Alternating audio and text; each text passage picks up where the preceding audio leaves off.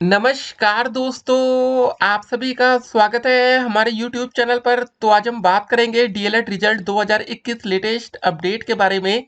तो आज हमारी तारीख हो चुकी है 27 दिसंबर 2021 की बड़ी अपडेट में। सबसे पहले बात करेंगे आज की ब्रेकिंग न्यूज। जी हाँ दोस्तों, फेल छात्रों के लिए बड़ी अपडेट को इस वीडियो में देखेंगे। तृतीय semester promote notice latest update को देखेंगे और आपको दोस्तों बताएंगे कि नई शिक्षक भर्ती में किसे मौका मिलेगा और कौन बाहर होगा। जी हाँ दोस्तों, आपको पता होगा कि 17,000 पदों पर नई वैकेंसी आनी है। ठीक है, लेकिन दोस्तों बच्चे मांग कर रहे हैं कि 97,000 पदों पर वैकेंसी आनी चाहिए। एक बात दोस्तों आपको और बताएंगे, सरकार ने सुप्रीम कोर्ट में खुद कहा था कि 51,112 पद खाली है। ठीक है, और आपको दोस्तों बता दें, जो 1,37,000 पदों पर शिक्षा मित्रों का समायोजन हुआ, उसके बाद से अभी तक कोई भी नई वैकेंसी नहीं आ रही है। तो आप समझ सकते हैं दोस्तों कि बच्चों के मन में यह सवाल है कि क्या तब से अब तक एक भी टीचर रिटायर नहीं हो रहे हैं। जी हाँ दोस्तों, अगर कोई भी शिक्षक रिटायरमेंट लेता रहेगा तो नई वैकेंसी तो आनी चाहिए ना। तो एक एक करके दोस्तों सारी अपडेट को देखेंगे। और एक और बड़ी खबर आपको दे दें, देश में ओमिक्रॉन के केस 400 के पार हो चुके हैं। इन राज्यों में फिर से लग सकता है लॉकडाउन। पूरी अपडेट आपके सामने रखेंगे। जी हाँ दोस्तों, लॉकडाउन तो हो सकता है कि प्रथम सेमेस्टर के भी छात्रों को आगे चल के प्रमोट किया जा सकता है। ठीक है, 2019 बैच के छात्रों को 2 बार प्रमोट किया जा चुका है। तो किस्मत रहे दोस्तों तो 2021 बैच के छात्रों को भी प्रमोट किया जा सकता है। ठीक है, एक एक करके आज की सारी अपडेट को देखेंगे। 69,000 शिक्षक भर्ती के अभ्यर्थियों ने घेरा बेसिक शिक्षा मंत्री का आवास। पूरी अपडेट आपके सामने रखेंगे। यूपी टेट 2021 परीक्षा को पारदर्शी ढंग से कराने पर मंथन चल रहा है। और देखिए, यूपी टेट की नई एग्जाम डेट तय हो चुकी है। इस तारीख को जरूर जारी कर दिए जाएंगे प्रवेश पत्र। जी हाँ दोस्तों, आपका नया एडमिट कार्ड कब तक आएगा, पूरी अपडेट हम आपके सामने रखेंगे। तो एक एक करके दोस्तों आज की सारी अपडेट को देखेंगे। और आपके मन में सबसे बड़ा सवाल यहाँ पर यही होगा कि अगर आपकी बैक लग गई है। आपको दोस्तों बता दें, चतुर्थ सेमेस्टर में दोस्तों इस बार फेल होने वाले छात्रों की संख्या 30,000 के पार हो चुकी है। ठीक है, उसके बाद दोस्तों द्वितीय सेमेस्टर में जिन बच्चों ने बैक क्लियर किया उनकी संख्या 23,000 है। और फिर से काफी बच्चों की बैक लग गई। तो दोस्त यहाँ पर सवाल ये था कि अगर उन छात्रों को प्रमोट कर दिया जाएगा तो लगभग 50,000 से ज्यादा बच्चे चतुर्थ सेमेस्टर का पेपर देंगे। लेकिन दोस्तों अभी तक कोई प्रमोट की नोटिस नहीं है। तो आपको बता दें, प्रमोट को लेकर छात्र धरने की तैयारी कर रहे हैं। जो भी अपडेट आएगी अपडेट हम आपके सामने रखते रहेंगे। फिलहाल आप लोग परीक्षा की तैयारी बेहद अच्छे तरीके से करिएगा। बैक पेपर परीक्षा की डेट शीट जो भी लेटेस्ट अपडेट होगी उस अपडेट को हम आप तक पहुंचाएंगे कि कब तक आपका पेपर हो सकता है। और देखिए, बैक पेपर में एक और सवाल यहाँ पर यह था कि क्या उसी समय प्रथम सेमेस्टर का भी पेपर करा लिया जाएगा 2021 बैच के छात्रों का। तो गाइस आपको बता दें, अभी 2021 बैच को लेकर कोई भी नई अपडेट नहीं है। ठीक है, जो दोस्तों पेपर होगा वो 2019 बैच, 18 बैच, 17 बैच और जिन बच्चों का भैया बैक लगी है उन बच्चों का पेपर कराया जाएगा। तो चलिए दोस्तों, एक एक करके सारी अपडेट आपके सामने रखते हैं। और देखिए, आगे चलकर आप लोग को भी भैया ऐसे ही धरना देना पड़ेगा, तब जाकर आपको नौकरी मिलेगी। देखिए दोस्तों, अगर ओबीसी और एससी कैटेगरी के छात्र धरना ना देते ना, तो आपको दोस्तों बताते जो 6,000 पदों पर आरक्षण की विसंगति या जो भी घोटाला का मैटर है वो सामने ना आ पाता। तो इसीलिए आपको अपने हक के लिए संघर्ष करना पड़ेगा। तो जरा इस नोटिस को भी देख लीजिए।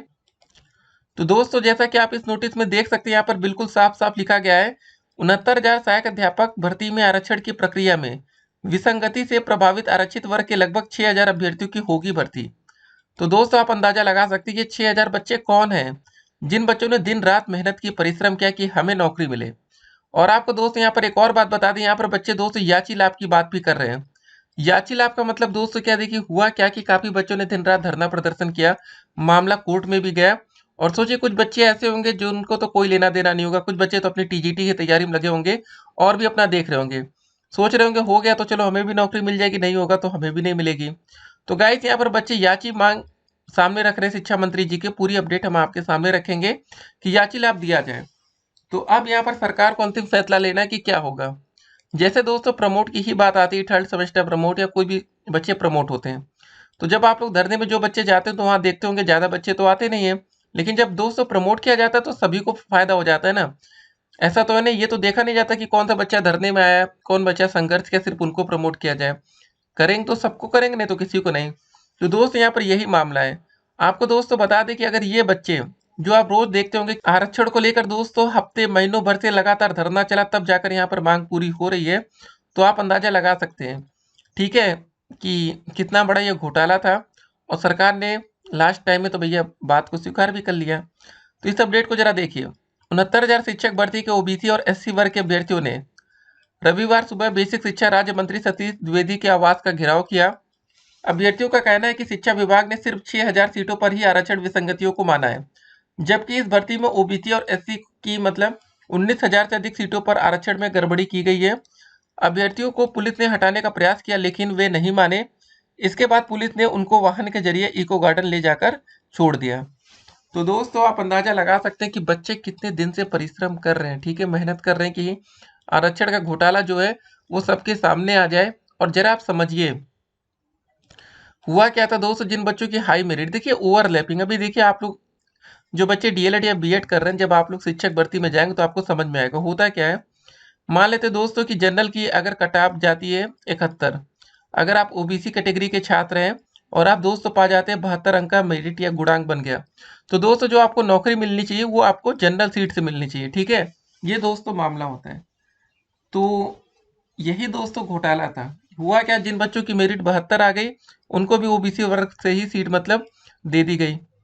तो ये दोस्तों पूरा मामला था, ठीक है। ओवरलैपिंग यहाँ पर सबसे बड़ा मुद्दा था। तो ये सब चीजें हैं। अभी आप लोग दोस्तों जब नई शिक्षक भर्ती में बैठेंगे तब आपको समझ में आएगा। लेकिन आपके मन में एक और सवाल होगा, जब ये आरक्षण का घोटाला हुआ तो फायदा किसको हुआ। तो सिंपल सी बात है दोस्तों, फायदा जनरल कैटेगरी के छात्रों का ही हुआ है। तो इस अपडेट को जरा देख लीजिए। उत्तर प्रदेश बेसिक शिक्षा विभाग ने नवंबर में रद्द हुई यूपी अनिवार्य शिक्षक पात्रता परीक्षा यूपी टेट का नया शेड्यूल जारी कर दिया है। इसके मुताबिक अब यूपी टेट की पुनः परीक्षा 23 जनवरी 2022 को कराई जाएगी। यूपीपीईबी द्वारा आयोजित यह परीक्षा ऑफलाइन मोड में संपन्न कराई जाती है। इस परीक्षा के माध्यम से प्रदेश के विभिन्न स्कूलों में प्राथमिक और उच्च प्राथमिक स्तर के शिक्षकों का चयन किया जाता है। बताते चले कि यूपी टेट राज्य की सबसे बड़ी शिक्षक पात्रता परीक्षाओं में से एक है और इस साल तकरीबन 21 लाख अभ्यर्थी इसमें हिस्सा लेंगे। इस एलिजिबिलिटी टेस्ट से जुड़ी किसी भी तरह की लेटेस्ट जानकारी के लिए कैंडिडेट्स यूपीपीबी की वेबसाइट पर विजिट कर सकते हैं। तो दोस्तों आपको बता दें, इस परीक्षा के लिए 12 जनवरी 2022 को प्रवेश पत्र जारी किए जाएंगे। इसके अलावा जो भी दोस्तों अपडेट आएगी, अपडेट हम आपके सामने लाते रहेंगे। फिलहाल आप लोग परीक्षा की तैयारी बेहद अच्छे तरीके से करिएगा। इस अपडेट को जरा देख लीजिए। देश में ओमिक्रॉन के केस 400 के पार हो चुके हैं। इन राज्यों में फिर से लग सकता है लॉकडाउन। देश में ओमिक्रॉन के मरीजों की संख्या बहुत तेजी से बढ़ रही है। अब तक 17 राज्यों में 422 केस सामने आए हैं। सबसे ज्यादा 108 केस महाराष्ट्र में आए हैं। इसके बाद लिस्ट में दिल्ली, तेलंगाना और तमिलनाडु हैं। दिल्ली में केस 279 हो गए हैं। इस बीच सवाल उठा है कि क्या हालात बिगड़े तो महाराष्ट्र में एक बार फिर से लॉकडाउन लगने जा रहा है। प्रदेश के स्वास्थ्य मंत्री राजेश टोपे ने इसका जवाब दिया। राजेश टोपे के अनुसार यदि महाराष्ट्र में ओमिक्रॉन की स्थिति बिगड़ती है और ऑक्सीजन की कमी की स्थिति बनती है तो सरकार फिर से लॉकडाउन लगाने पर विचार कर सकता है। तो आप दोस्तों अंदाजा लगा सकते हैं कि एक बार फिर से लॉकडाउन की स्थिति हो सकता है कि आने वाले समय में देखने को हमें मिले। एक बात और यहाँ पर आपको ध्यान रखना है कि उत्तर प्रदेश इस बार दोस्तों चुनाव होने हैं। तो एक और अपडेट जरा देख लीजिए कि यूपी टेट का पेपर इस बार पारदर्शी ढंग से कराने पर मंथन हो रहा है। पीलीभीत से अपडेट आई। कैंप कार्यालय में डीएम पुलकित खरे ने उत्तर प्रदेश शिक्षक पात्रता परीक्षा की तैयारियों की बैठक को लेकर दिशा निर्देश दिए। शिक्षक पात्रता परीक्षा को नकल विहीन और पारदर्शी कराए जाने का निर्णय लिया गया है। तो दोस्तों जो भी अपडेट आएगी, अपडेट हम आपके सामने लाते रहेंगे। फिलहाल परीक्षा की तैयारी आप लोग बेहद अच्छे तरीके से करिएगा। लापरवाही करेंगे तो हो सकता है कि आपका पेपर खराब हो जाए। फेल छात्रों के लिए दोस्तों जो भी अपडेट आएगी उस अपडेट को हम आप तक पहुंचाते रहेंगे। बाकी बैक पेपर परीक्षा की डेट शीट आपको बता दें कि जनवरी में बैक पेपर का डेट शीट मतलब जारी किया जा सकता है। तो फिलहाल अब इस साल तो नहीं हो पाएगा, आपको पता है कि साल का लगभग अंत चल रहा है। तो फिलहाल देखिए तृतीय सेमेस्टर प्रमोट को लेकर छात्र फिर से एक बार धरना प्रदर्शन करेंगे। हो सकता है दोस्तों पीएनपी का भैया दिल पिघल जाए जो भी इनका है, क्योंकि देखिए बच्चों को अगर ये प्रमोट नहीं करेंगे तो बच्चों के साथ ये बहुत ही बड़ा अन्याय होगा। अब सवाल ये कि बच्चों के साथ धोखा या अन्याय क्यों होगा। जब दोस्तों थर्ड सेमेस्टर का भी पेपर लिया जा रहा था उसी समय जिन बच्चों की सेकेंड सेमेस्टर में 1 या 2 विषय में बैक थी उन बच्चों का भी थर्ड सेमेस्टर का पेपर लिया जा सकता था, लेकिन पीएनपी ने ये बहुत बड़ी गलती की, ठीक है। तो उस गलती के चक्कर में बच्चों का भविष्य खराब ना हो इसलिए पीएनपी को चाहिए कि एक दो बच्चे नहीं, सिर्फ 5 बच्चों को नहीं, इनको 100% बच्चों को, जितने बच्चे सेकेंड सेमेस्टर का पेपर दिए थे सबको प्रमोट कर देना चाहिए। ठीक है, अगर ये प्रमोट नहीं कर सकते थे उसी समय इनको थर्ड सेमेस्टर का पेपर करा लेना चाहिए था। बैक लगी तो क्या हुआ, सेमेस्टर बैक को छोड़कर सभी बच्चे पेपर दे सकते थे थर्ड का। ठीक है, ऐसा 18 बैच में हुआ था।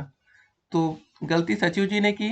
अब देखिए सचिव बदल भी गए हैं तो और ज़्यादा दिक्कत हो रही दोस्त, इसीलिए मान नहीं रहे ये सचिव।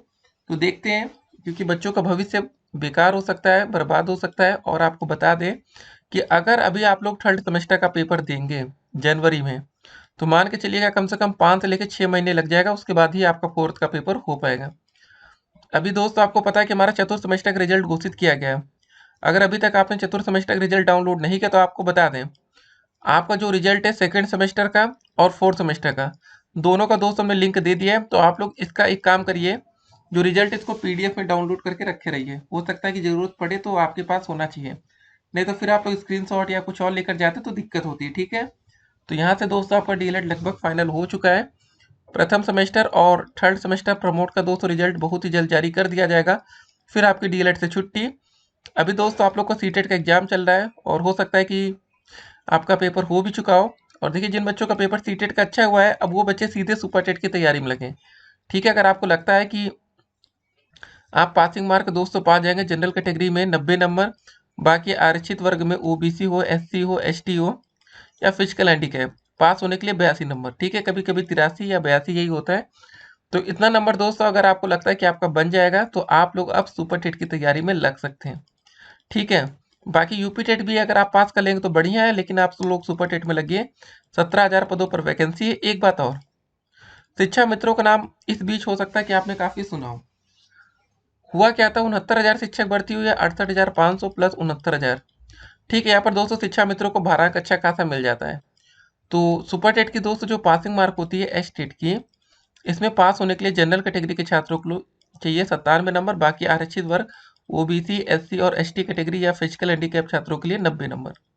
देखिए दोस्तों यहाँ पर जरा समझ लीजिए, यूपी टेट और सी टेट की जो पासिंग मार्क होती है वो कम होती है या कट ऑफ कहिए, सुपर टेट में दोस्तों नंबर थोड़ा बढ़ जाते हैं। यहाँ पर देखिए 97 नंबर और 90 नंबर है। ठीक है, अगर शिक्षा मित्र भाई बहन अगर पेपर देंगे, सिर्फ उन्होंने परीक्षा को क्या कर लिया, पास कर लिया। ठीक है, कितने नंबर, 90 नंबर ले आए या 97 नंबर ले आए, तो ये मान के चलिए उनकी 99% नौकरी फिक्स हो जाती है कि उनको नौकरी मिल जाएगी। लेकिन दोस्त अगर आप लोग 90 या 97 नंबर सिर्फ ला कर रह गए ना, तो भैया ये तो बहुत हद तक संभव है कि आप नौकरी की रेस से बाहर हो जाएंगे। तो आप लोगों को एक अच्छा खासा नंबर लाना पड़ेगा, शिक्षा मित्रों को सिर्फ पास होना पड़ेगा। तो यही दोस्तों मामला है कि शिक्षा मित्रों को बाहर करने की भी मांग हो रही है कि उनको भारांक ना दिया जाए, तभी आपका फायदा होगा। नहीं तो 17,000 में से दोस्त अगर मान लेते कि 5,000 सीट भी शिक्षा मित्र लेकर चले गए तो बचेगा तो आपके पास सिर्फ 12,000 ना। ये दोस्तों मामला है। मिलते हैं एक और वीडियो में, तब तक के लिए स्टे कनेक्टेड। अधिक जानकारी के लिए कमेंट बॉक्स में लिंक दिया गया, वहां पर आप चेक कर सकते हैं। फिर मिलते हैं।